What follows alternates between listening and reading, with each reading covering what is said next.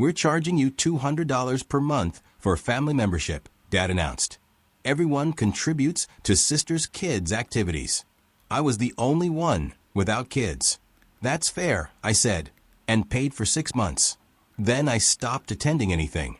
A year later, when they saw my son's birth announcement and realized I'd had a baby they knew nothing about. The group chat lit up with over 150 calls and texts. The moment Dad finished reading from his printed spreadsheet, I knew I'd been categorized. We're charging you $200 a month for family membership, he announced. Everyone contributes to sister's kids' activities. I was the only one without kids. That's fair, I said. My wife Sarah's hand found mine under the table, squeezed once. Warning, I paid for 6 months. $1,200. Then I stopped attending anything. A year later, when they saw my son's birth announcement and realized I'd had a baby they knew nothing about, the group chat exploded with over 150 calls and texts in 3 hours. My name is Daniel. I'm 38 years old. I work as a real estate agent specializing in commercial properties. Most people in my family think I'm a bookkeeper at a grocery chain because that's what I told them 7 years ago. What they don't know is that I own a portfolio of 12 rental properties worth approximately $4.2 million. And that last year alone, my commissions totaled $340,000. I never corrected their assumption about the bookkeeping job. There was a reason for that. I'm the middle child. My older sister Rachel is 42. My younger brother Trevor is 34. Rachel was always the golden child. Married her high school sweetheart at 21. Had 3 kids by 28. Stayed home. Did everything right by my parents' standards. Her husband Mark works in sales. Makes decent money, not great money. They live paycheck to paycheck with 3 kids in sports, music lessons, tutoring, summer camps. Trevor married late at 32. No kids yet. Works in tech, remote, makes good money, but spends it all on travel and hobbies. I was the quiet one. The one who moved across town instead of staying in the neighborhood. The one who married a woman my family met twice before the wedding. The one who didn't come to every Sunday dinner. The one they barely thought about. When I was 23, I started working at Morrison's Grocery as a bookkeeper. It was my first job out of college. I worked there for 2 years. Hated every second of it, but I learned something valuable. I was good with numbers, good with budgets, good with seeing what buildings were worth. At 25, I got my real estate license. Started small residential properties. Saved everything. Bought my first rental property at 27, a duplex for $140,000. Fixed it up myself on weekends. Rented it out. Used that income to qualify for the next property. I told my family I was still bookkeeping at Morrison's. Just got a small raise. Nothing exciting. Why lie? Because I'd watch what happened when Trevor got his first tech job at 26. Made $95,000 his first year. Told everyone at Thanksgiving. Dad asked him to co-sign a loan for Rachel's minivan. Trevor said yes. Rachel defaulted after 8 months. Trevor's credit tanked.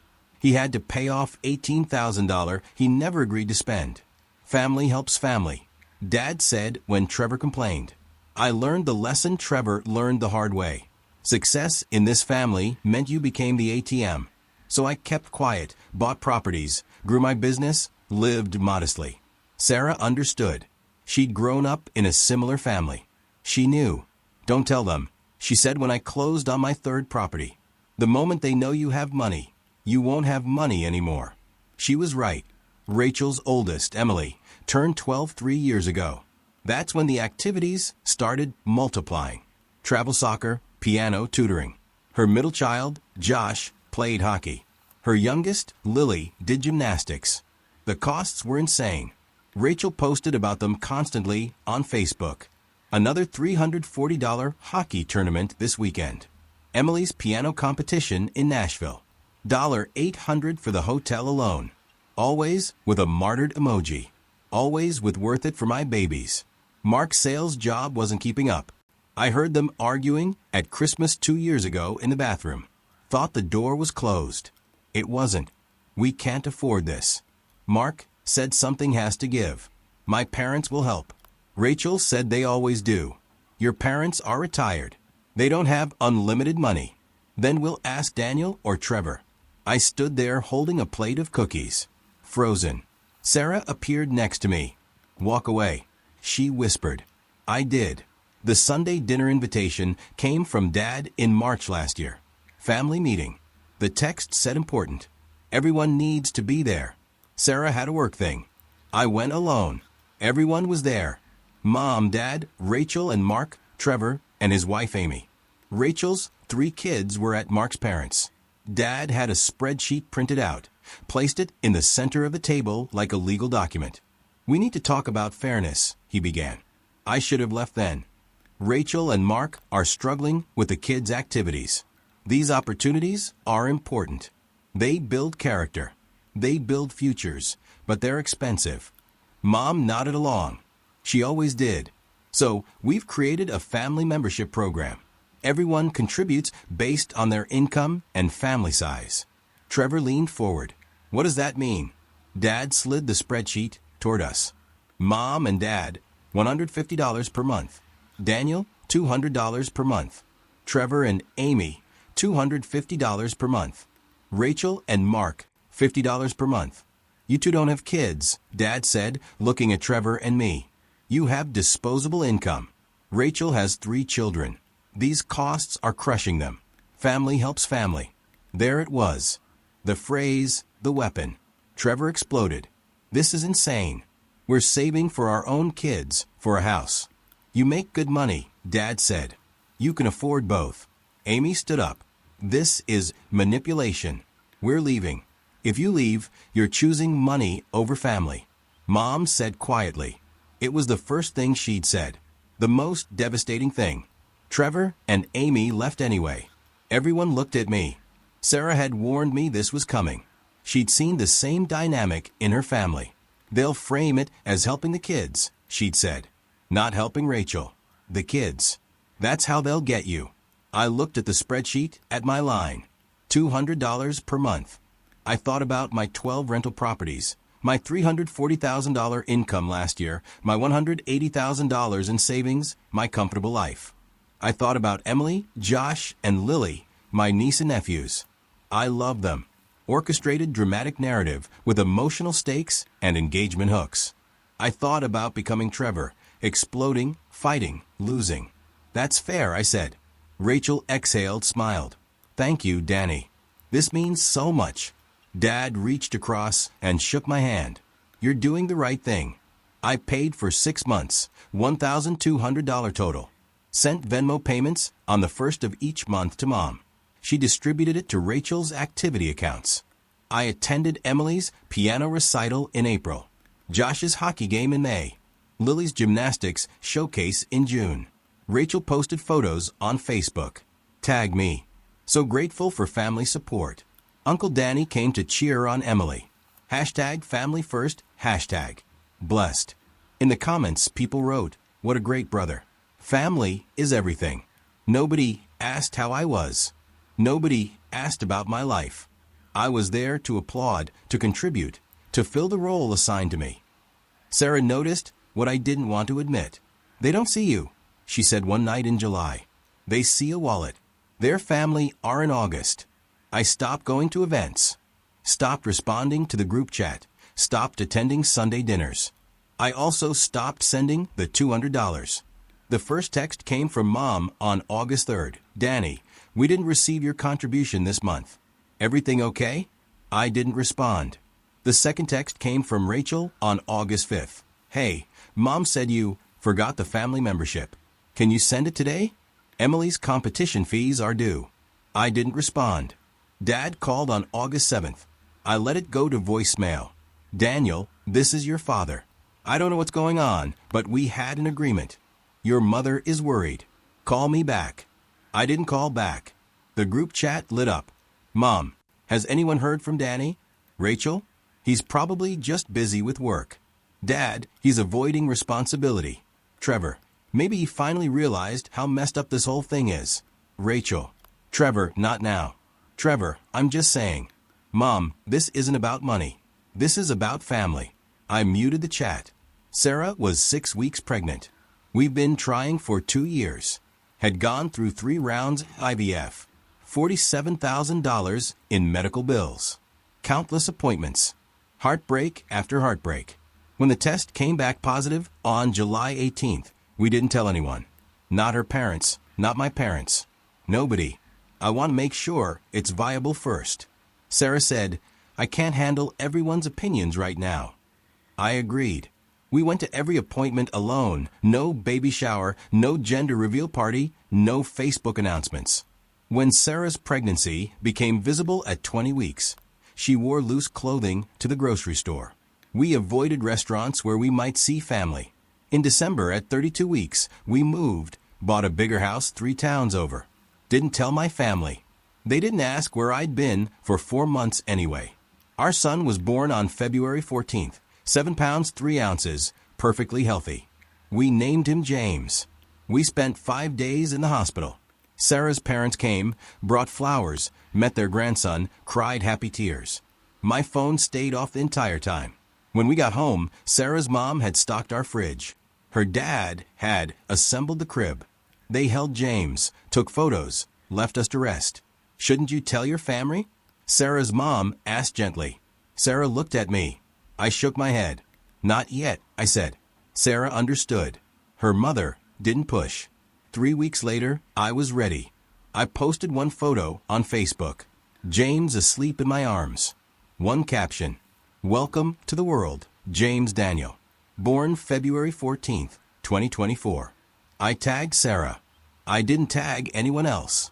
I posted it at 8:47 p.m. on a Tuesday. My phone started ringing at 8:48 p.m. Mom. Dad.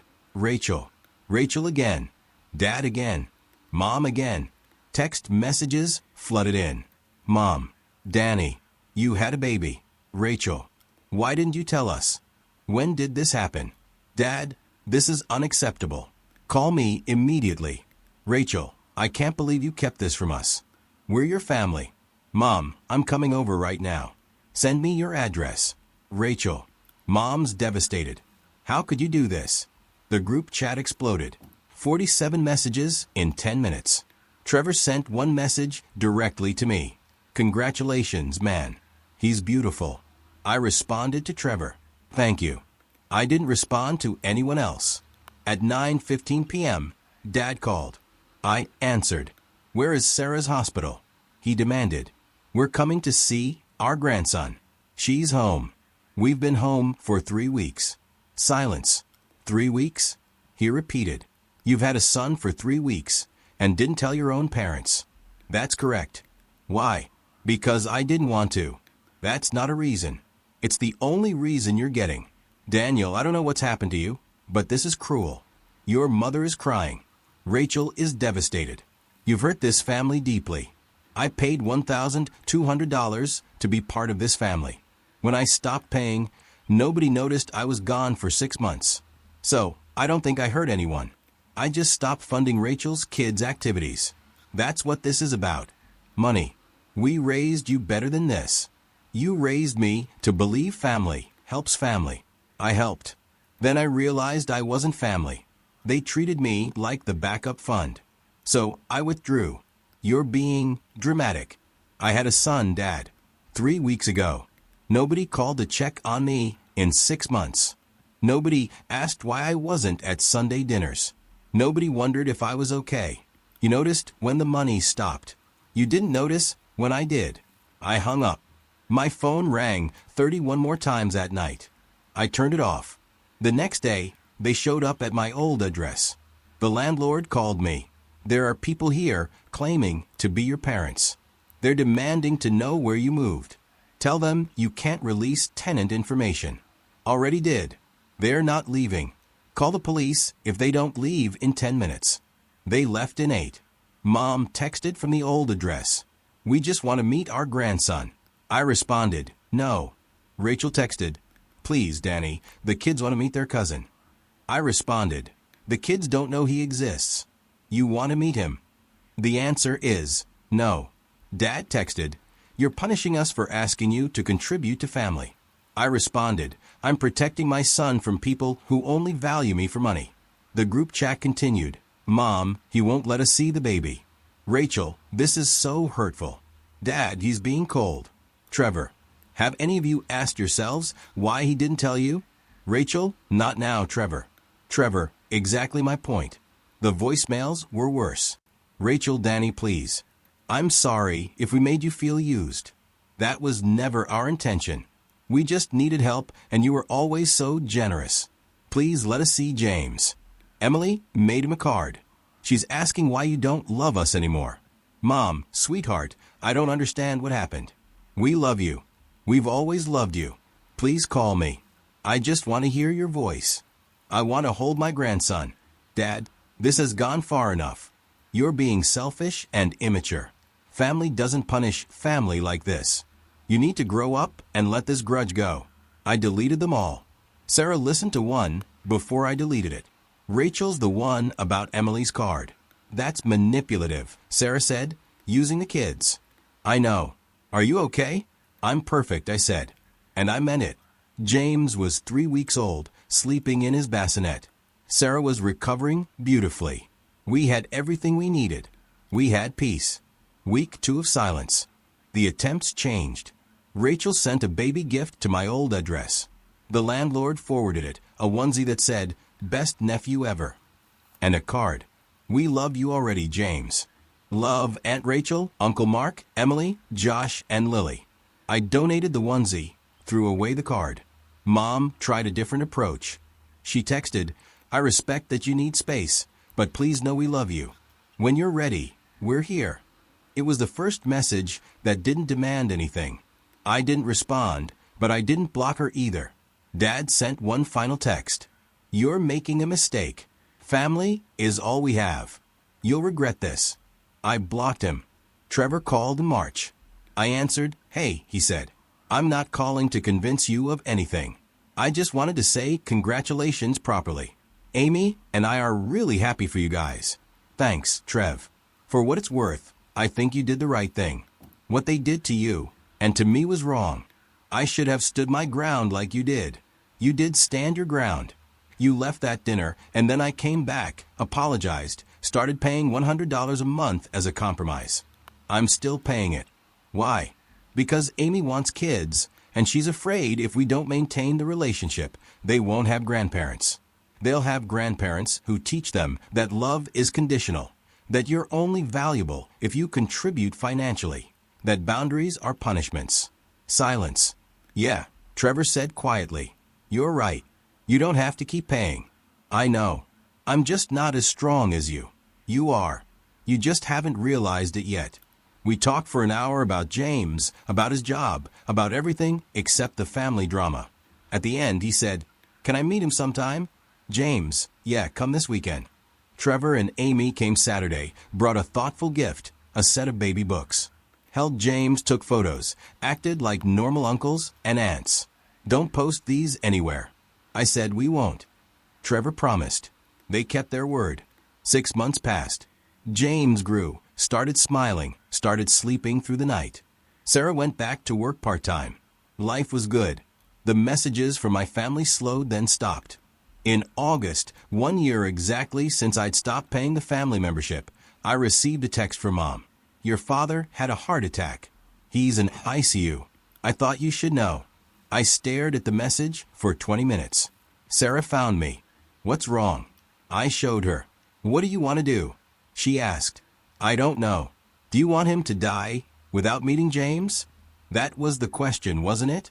I thought about Dad, about the spreadsheet, about family helps family, about the 31 phone calls I didn't answer, about the fact that he demanded access to my son without ever apologizing for treating me like an ATM. I also thought about the fact that he was my father, that he taught me to ride a bike, that he'd come to my high school graduation, that he'd walk me through my first job interview. People are complicated.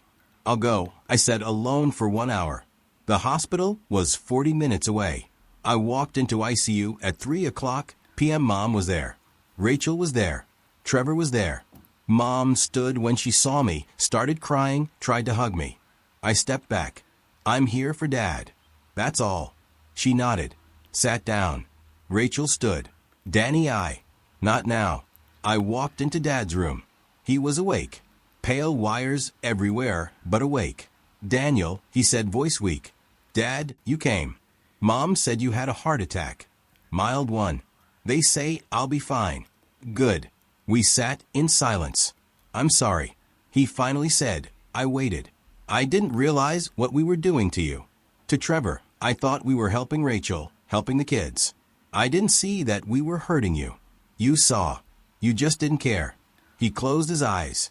You're right. The moment I stopped being useful, I stopped existing to you. All of you. 6 months. Nobody called. Nobody checked on me. But when you saw I had a son, suddenly I mattered again. Not because you loved me. Because you wanted access to him. That's not. It is true, Dad. And you know it. He was quiet. I have a son now, I said. And I will never let him feel the way you made me feel. Like his worth is tied to what he can provide. Like love is a transaction. I never meant to make you feel that way, but you did. And you never apologized until now. When you're in a hospital bed, when you're scared, I'm apologizing now. I know and I appreciate it. But it doesn't erase a year of silence. It doesn't erase the spreadsheet. It doesn't erase treating me like a bank. Dad opened his eyes, looked at me. Can I meet him? James, I thought about it. Not yet, I said. Maybe someday, but not yet. You need to prove that you've changed. That this isn't just a scared apology. That you actually value me as a person, not as a source of money. How do I do that? I don't know, but I'll know it when I see it. I stood up. I hope you recover fully, Dad. I really do, but I'm not ready to let you back into my life yet. I understand. I walked to the door, stopped, and for the record, I'm not a bookkeeper. I haven't been for 13 years. I'm a real estate agent. I own 12 rental properties worth $4.2 million. Last year, I made $340,000. The year before, $380,000. You never asked what I actually did for a living. You just assumed, and I let you because I knew the moment you found out I had money, you'd take it. I left. In the hallway, Rachel caught me. Danny, please. I'm sorry. I didn't know it hurt you this much. You didn't care. There's a difference. That's not fair. You know what's not fair? Being the only person without kids and being charged the most in the family membership. You know what's not fair? Having nobody ask about my life for 6 months. You know what's not fair? Using your kids as emotional pressure to manipulate me into giving you access to my son. I wasn't. Emily made him a card. Really, Rachel? Emily doesn't know James exists. You told her to make a card to guilt me. That's manipulative. That's ugly. She started crying. I was desperate for what? Money or relationship? She didn't answer. That's what I thought, I said. I walked past her. Trevor was waiting by the elevator. That took guts, he said. It took a year of silence to build that guts. I'm proud of you. Thanks, Trev. We rode the elevator down together. At the parking lot, he stopped. I stopped paying. He said, what? The family membership. I stopped paying. After watching you stand your ground, I realized I didn't have to keep funding Rachel's lifestyle either. How they react. Same as with you. Guilt, manipulation, demands. I didn't cave this time. Good for you. Amy's pregnant. We're not telling them until the baby's born. I smiled. Smart move. Learned from the best. Here's how it looked from my side. This wasn't really about $200 a month. It was about value and visibility. Daniel's family had created a hierarchy where worth was measured by traditional markers. Marriage, children, staying close to home, fitting into expected roles. Daniel failed all those tests by their standards. He married a woman they barely knew. He didn't have kids, or so they thought. He lived across town. He worked a boring job. So when Rachel needed money, Daniel became useful. Not seen, useful. The psychology here is fascinating. The family genuinely believed they were being fair. In their minds, Daniel and Trevor had disposable income because they didn't have children. They couldn't conceive that maybe Daniel and Trevor were saving that money for their own future children, or that they had other financial goals, or that they simply didn't want to fund someone else's lifestyle. The family membership language is particularly insidious. It frames taking Daniel's money as him buying into family belonging. Pay to play, pay to be loved. Stop paying, stop matching.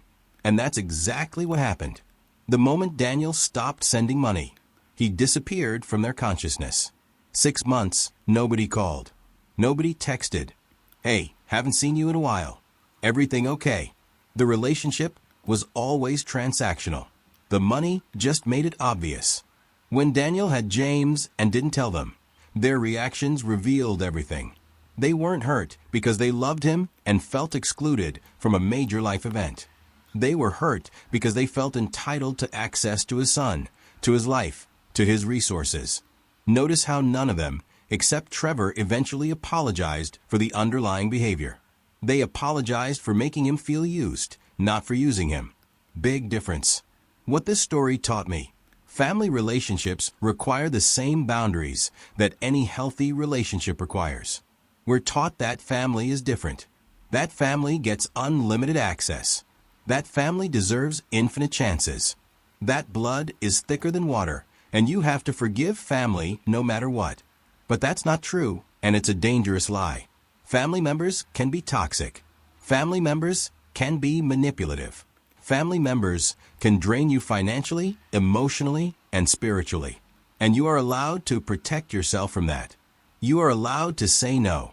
You are allowed to create distance. You are allowed to cut contact entirely. The hardest part is that it often doesn't look like abuse. It looks like helping. It looks like being there for family. It looks like contributing to your niece's piano lessons and your nephew's hockey tournaments. Who could object to that? But when help becomes expected, when boundaries become selfish, when your worth is measured by your willingness to fund someone else's choices, that's when help becomes exploitation. Daniel didn't cut his family off because they asked for money once. He cut them off because they created a system where his value was tied to his financial contribution. And when he tested that by removing money from the equation, he discovered he had no value to them at all. That's the test. Remove what they're taking from you. Money, time, emotional labor, whatever, and see if the relationship still exists. If it doesn't, it was never a relationship. It was a transaction. Here's what I want to know. Was Daniel right to keep his son's birth a secret? Some people will say yes. His family had proven they didn't value him. So why give him access to his most precious relationship? Others will say no. Keeping a grandchild from grandparents, a nephew from aunts and uncles, is cruel regardless of the circumstances. 2 wrongs don't make a right. I don't know the answer. What I do know is that Daniel made a choice based on protection, not punishment. He wasn't trying to hurt them. He was trying to shield his son from people who might teach him that love is conditional, that worth is measured by what you provide, that boundaries are betrayals. But is that his choice to make? Or does his son deserve the chance to have grandparents, even imperfect ones? And where's the line between protecting your child and depriving them of family relationships? Drop your thoughts below. I'm genuinely curious what you think. Would you have done the same thing in Daniel's position?